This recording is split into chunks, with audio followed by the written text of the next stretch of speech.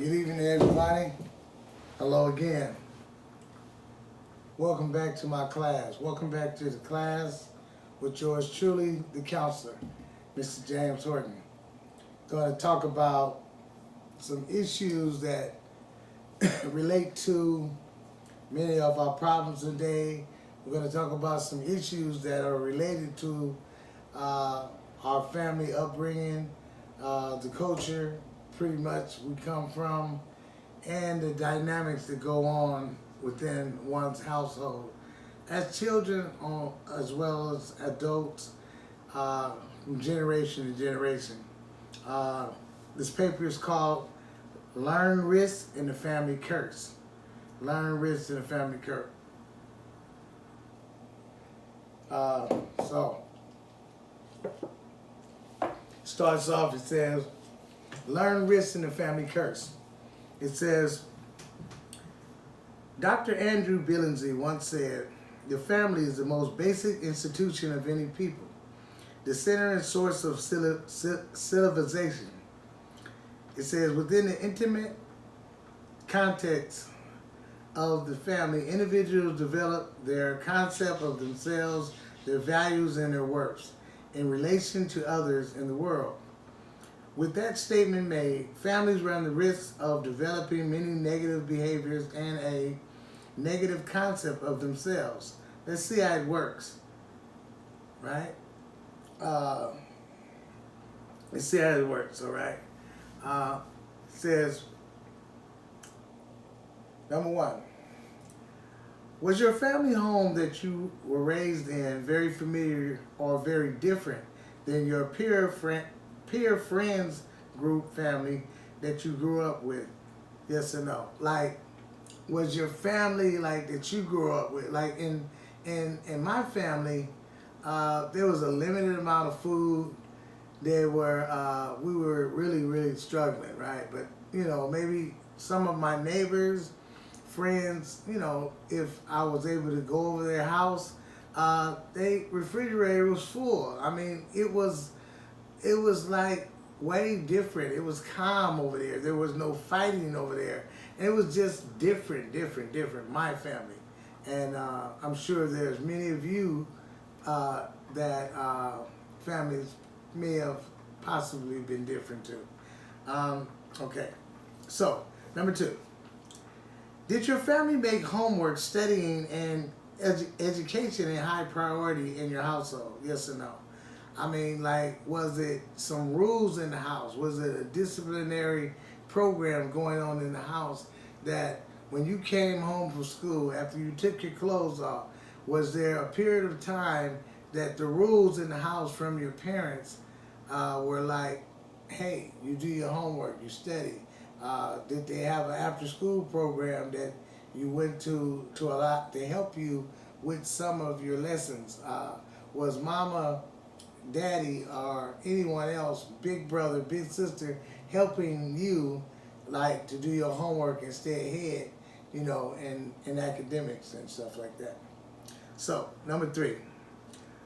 Was it a normal thing for your household family to store alcohol and use and abuse alcohol and drugs in your home? Like, was that normal? You know, some people have a hell of a way of conducting themselves. You know, it's just normal.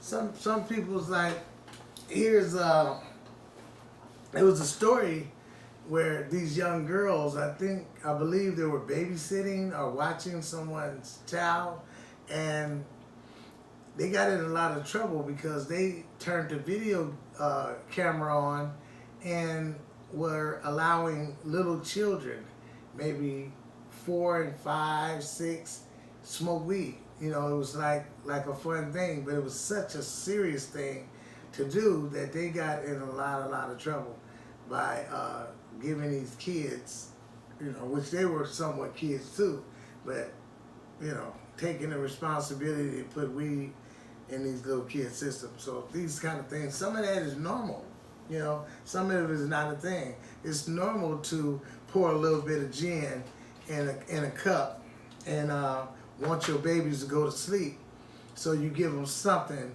to put them to sleep. Watch out for that. Okay, number 4. Was it normal to see your family members abusing alcohol and drugs at all or most of the family gatherings like Thanksgiving, holidays, or birthdays? Was that like, normal that we ain't gonna just eat no Thanksgiving dinner? We just get loaded. We'll eat a little food. Matter of fact, most times, most of the time you'll find and you'll hear family members asking, y'all got some aluminum foil? Because really we just want to wrap that food up and get right to the drugs and alcohol. That's what's normal in certain cultures and certain families. Number 5. Was it normal to see family members fighting around you when you were growing up? Yes or no? Why would I ask that? Sometimes the normal becomes normal as you become an adult, right? Because this is what you saw or this is what you've seen. It becomes like a regular thing. It's no big deal.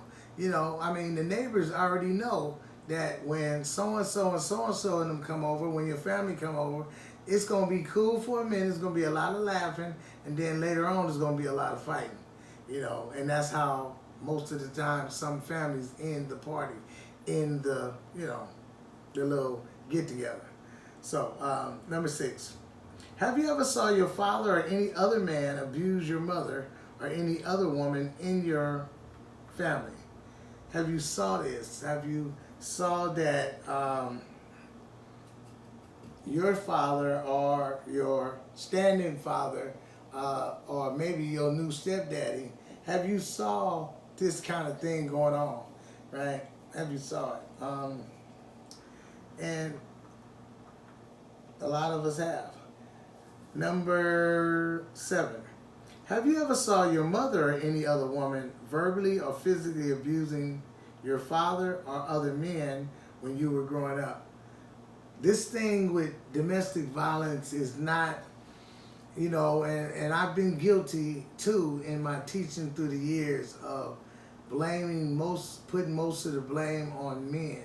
But there are women also that's totally and fully responsible in a lot of cases. Women that have been abused, women that have watched their mother being abused and swore to themselves that they would never, never, never allow a man or anyone to abuse them. So they go into relationships with that set in their minds that they're going to be, instead of being the victim, they're going to be the perpetrator and the one that's throwing all the blows, right? And they'll even push many men to attack them.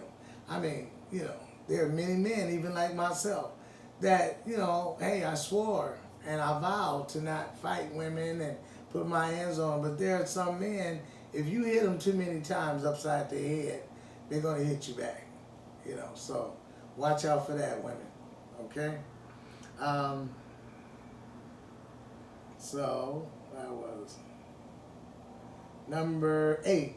Did anyone learn from the men or women in their lives or the men in their families that most women, especially black women, love to be abused by their husbands and male partners? Have you ever, I hear it all the time. Oh, they love me whooping that ass. Oh, they like it. Oh, these some broads or females or whoever. Oh, they love it. And I was like, I don't believe it, right? I don't believe it. But this is what we hear. This is one of the stereotypes, especially on the black woman, right? They have many stereotypes on the black man, but they have a stereotype that say, and you all can answer this question for yourself. What do you believe? Do you believe that women like it? I don't really believe anybody likes to be abused, but I do know that some of us confuse pain with pleasure. Some of us have learned that, or believe they've learned that a hit upside the head is an expression of love. And I just hope that that thing in that area can be fixed. I truly hope that can be fixed if that's the state of mind on how someone loves you. If you related that to your upbringing and your family, that boom, when mama came out the room, when daddy came out the room and beat my ass with that extension cord and whooped me with that racetrack and that belt with the big buckle on it with the holes that go all the way around. Some of y'all know about that old school belt, right? Them motherfuckers was real leather, and they hurt. It hurt a lot. But some of us believe that attention connected to the abuse was love. You know, at least they wasn't in the room for hours snorting some kind of drug, smoking some kind of drug, basing some kind of drug, you know, and no time for the kids, you know. I mean, some would say a good ass whooping will go a long way. So,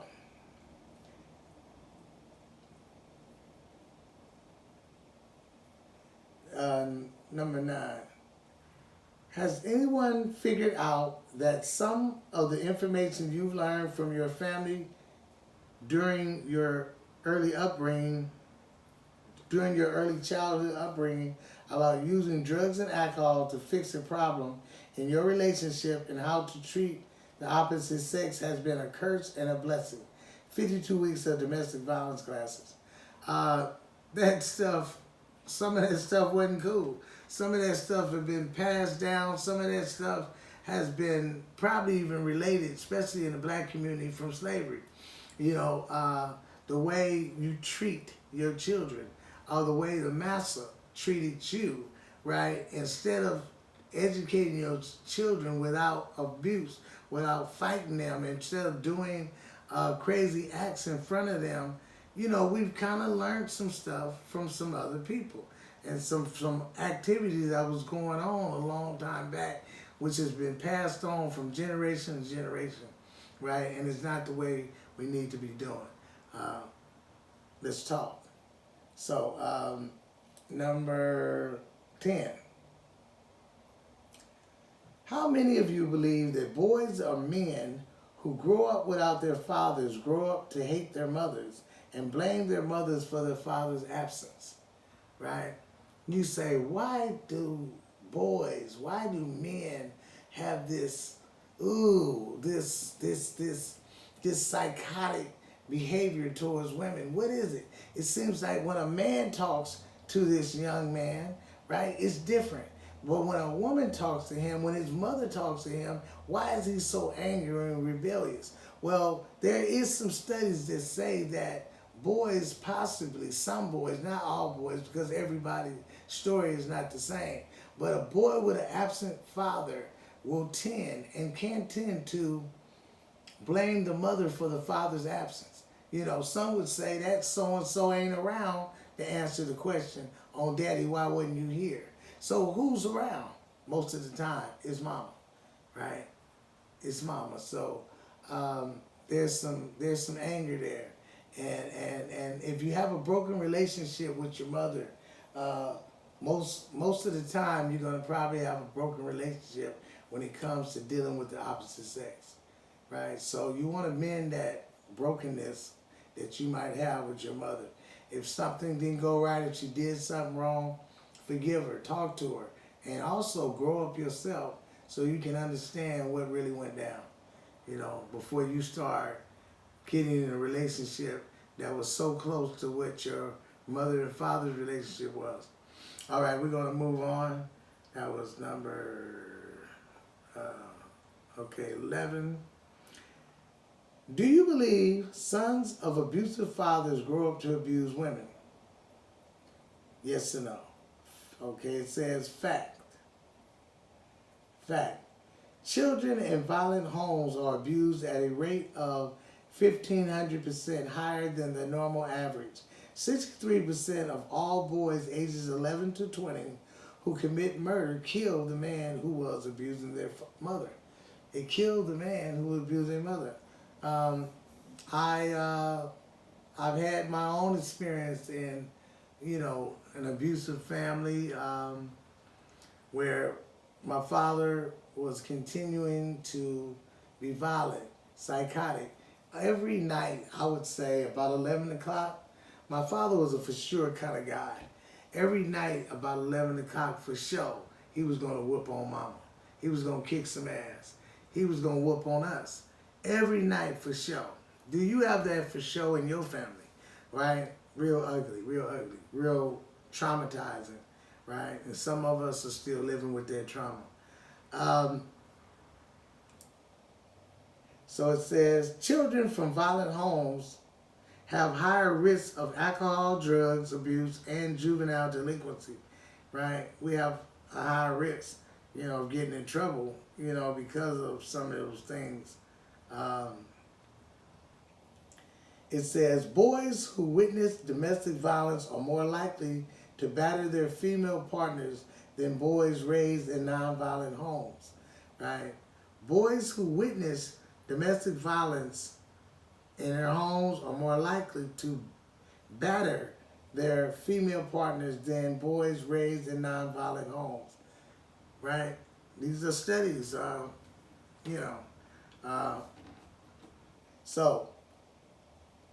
the next one says, domestic violence is a major factor that contributes to the problems of teenage runaways and homelessness, street youth,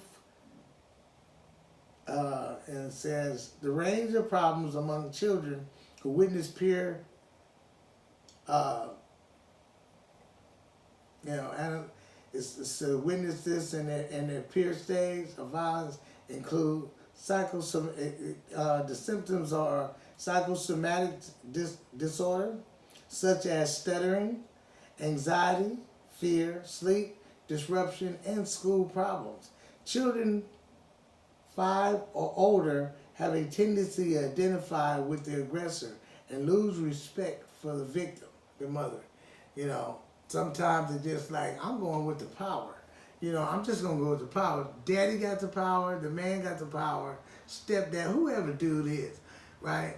And a lot of times we identify with him instead of identifying with mama. And we tend to look at things like, well, maybe she did something. She's getting beat because she didn't do something right. We believe as children, maybe mama didn't cook the food right. Maybe she was on the phone and overcooked the chicken, right? So we begin to think maybe there is a reason, right? And we begin to mimic. People say, I don't mimic nobody. Well, everything in life is a mimicking. Everything in life basically is a copycat kind of a thing. Most things like walking. Most of us we would never know really how to walk, but we watch other people walk. We watch mama, daddy, auntie, big brother, big sister walking, so we start, eventually we were going to get up on our feet, hold on to the couch, start scooting before we take our first steps. We listen on how to talk. If you grew up if you were born an African American and you were raised in an Asian family, a Chinese Asian family, and they were speaking Chinese Asian, I'm just trying to break it down for you, you would start speaking Japanese or Chinese, right? Depending on what and who you were raised around, right? This also goes on the same thing with behaviors, right? This is why this paper is called Learn, Rist, and the Family Curse. Learn, Rist, and the Family Curse. All right, that's going to be it for our lesson and our blessing today in your class with yours truly on the one-on-one. Your counselor, Mr. James Horton. Thank you.